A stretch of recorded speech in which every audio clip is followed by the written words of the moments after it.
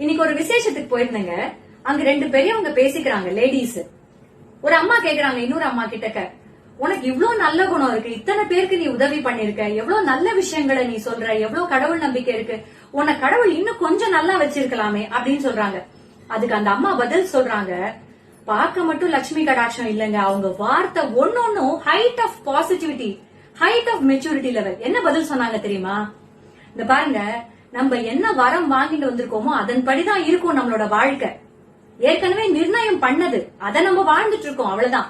நம்முடைய ஒவ்வொரு செயலும் அதற்கான பலனை நமக்கு கொடுக்கக்கூடியதுதான், இல்லன்னு சொல்லல. ஆனா அட் த சேம் டைம் நமக்கு என்ன விதிக்கப்பட்டிருக்கோ அதுதானே நடக்கும். இறைவனுக்கு தெரியும் யாருக்கு என்ன எவ்வளவு எப்போ கொடுக்கணும் அப்படின்னு சொல்லிட்டு. யானைக்கு எவ்வளவு உணவு கொடுக்கணும்னு தெரியும், எறும்புக்கு எவ்வளவு உணவு கொடுக்கணும்னு தெரியும்.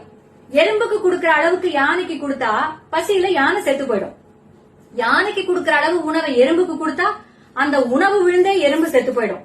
அதனால இதெல்லாம் நினைச்சு வருத்தப்படக்கூடாது. நமக்கு கிடைச்சிருக்கிற வாழ்க்கைய எந்த அளவுக்கு சந்தோஷமா அனுபவிக்கணுமோ அந்த அளவுக்கு சந்தோஷத்தை அனுபவிச்சிடணும். இது கிடைக்கலையே, நமக்கு அது கிடைக்கலையே, அவங்க எப்படி இருக்காங்களே, நம்ம அப்படி இல்லையே, இப்படி நல்லா நினைக்க ஆரம்பிச்சா இருக்கிற நிம்மதி போயிடுங்க அப்படின்னு பதில் சொன்னாங்க. எனக்கு ரொம்ப ஆச்சரியமா இருந்தது. ஒரு மிகப்பெரிய வாழ்க்கையின் ரகசியத்தை தெரிஞ்சுக்கிட்ட மாதிரி இருந்தது. அதனாலதான் உடனே உங்ககிட்ட சொல்லணும்னு இந்த வீடியோ. நல்லதே நடக்கும்.